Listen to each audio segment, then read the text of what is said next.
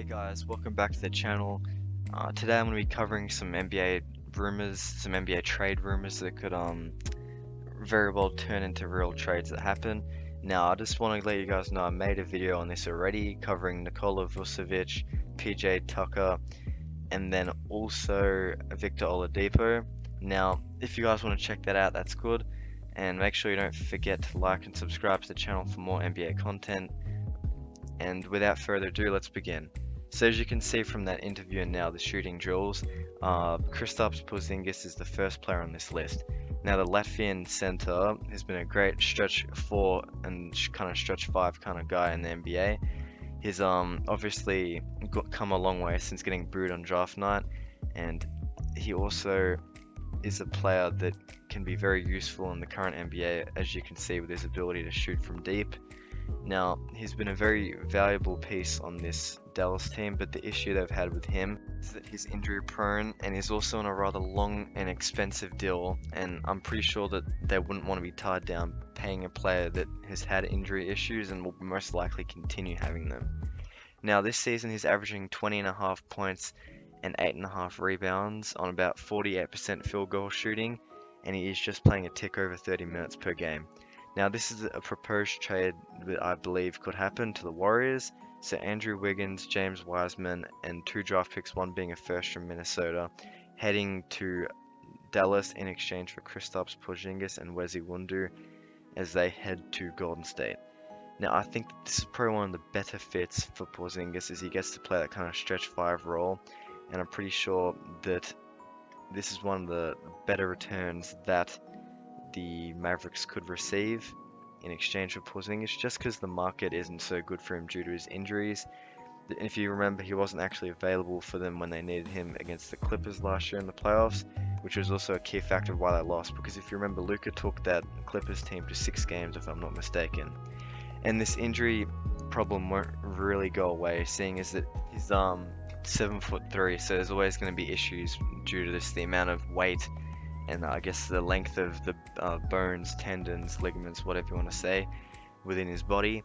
And the most games he's played in a season is 72, which was back in 2015 with New York, and that was also in his least amount of minutes per game as well. So he's not exactly injury prone, and he's going to struggle for quite some time with dealing with injuries, but I think that trade doesn't actually happen. But it's still worth, I guess, entertaining the idea, because I think that if the Warriors are aggressive, like Bob Myers has said, the deal will go through. Now, we're on to the next player now on this list. So player number 2 is Karl Lowry. So the 6'1" point guard from Villanova has been a very key part of the Toronto Raptors for the most part of the last decade.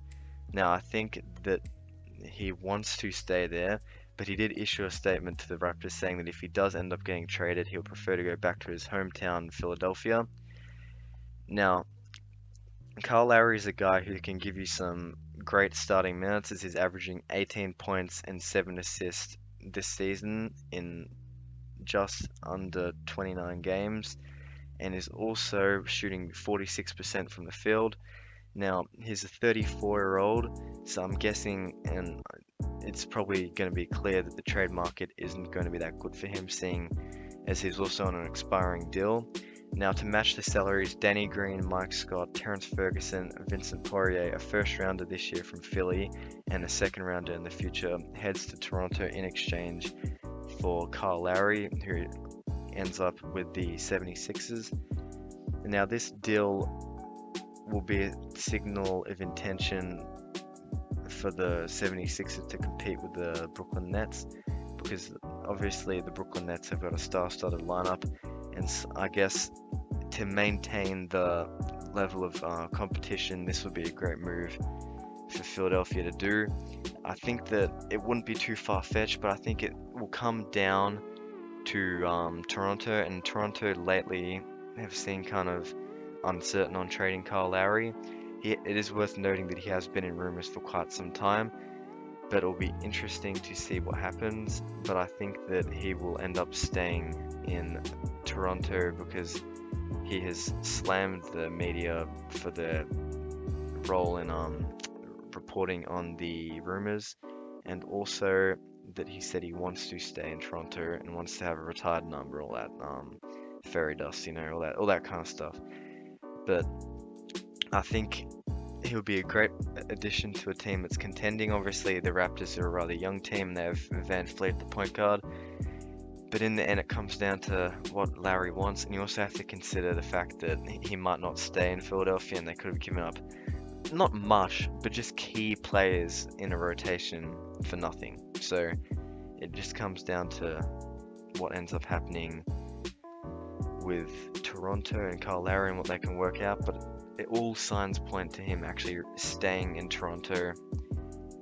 So we've got the third player now, which is Hassan Whiteside. So Hassan Whiteside has been playing in his least minutes of his career since he first broke onto the scene with Miami in 2014. He's averaging 8 points and 6 rebounds in just under 15 minutes, and obviously shooting just under 60% from the field as always, with his consistency from there.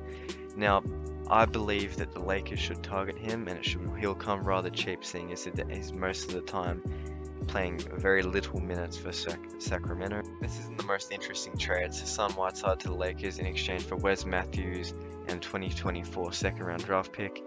Now, I think that it could honestly be Wes Matthews, it could be Alfonso McKinney, they could even send Jared Dudley over there, so you just don't know what's going to happen.